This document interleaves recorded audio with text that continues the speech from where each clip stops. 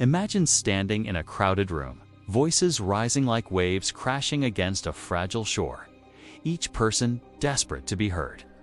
What if the real strength isn't in joining the chorus, but in stepping back to listen to the chaos unfold?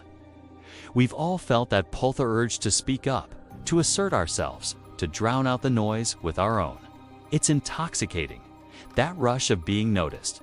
Yet beneath it lies a quiet unease. Why does every word we shout leave us feeling smaller?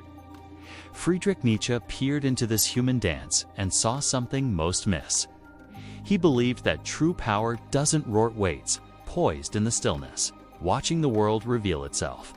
We think influence comes from commanding attention, from filling every gap with our presence. But Nietzsche argued it's the opposite. The moment you scramble to be seen, you've already lost the thread that holds you together. He spoke of the will to power, not as a loud conquest, but as a silent force, an inner resolve that shapes reality without needing to announce itself. It's not about overpowering others. It's about mastering the space within. Picture a leader in a tense meeting, voices clashing, egos flaring, everyone fights to dominate the air.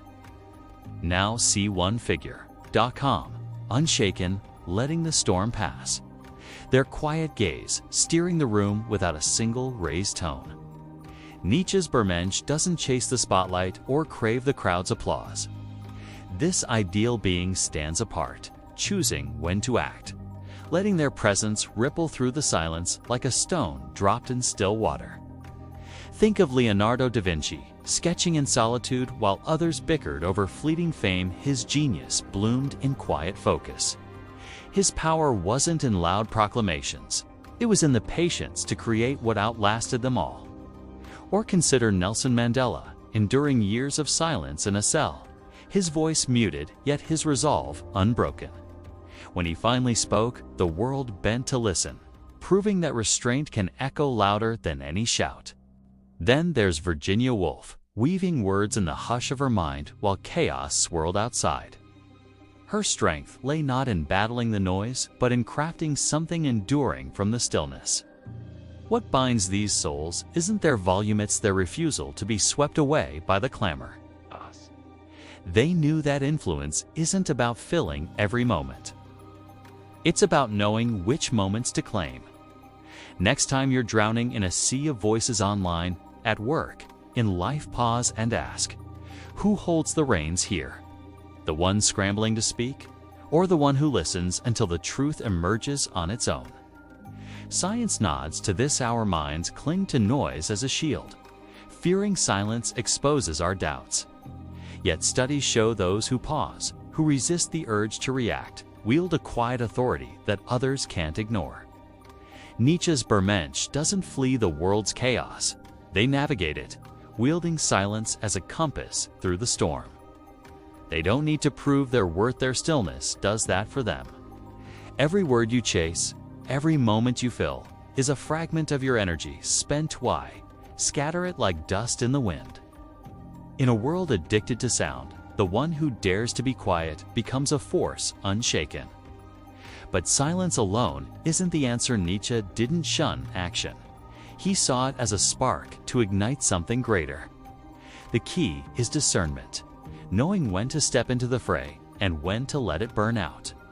Think of Einstein, quietly pondering while others debated dead-end theories, then striking with ideas that rewrote the universe. His power came from choosing his battles, not avoiding them entirely. Joan of Arc didn't whisper her way to legends.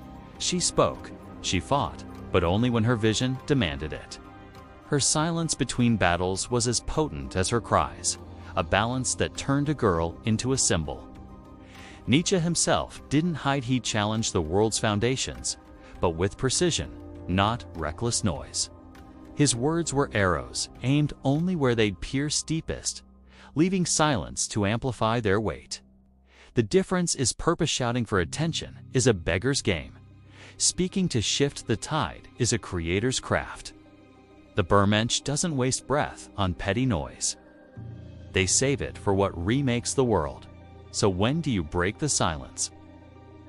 When your voice can carve meaning from madness. When it lifts you and others high or otherwise, let the quiet weave its own story. Today, we're buried in chatter-endless posts, opinions, demands for our attention. Nietzsche's lesson cuts through. The one who masters their own silence masters the chaos around them. Imagine waking to a world where you have only a handful of words left, Nietzsche one, a rare gem. Would you toss them into the void of noise, or hold them until they glow with purpose? This isn't about fading into the background. It's about standing firm, letting your presence speak when words alone fall short. Influence isn't in the loudest cry, it's in the mind that knows when to let silence reign. Picture yourself again, in that crowded room.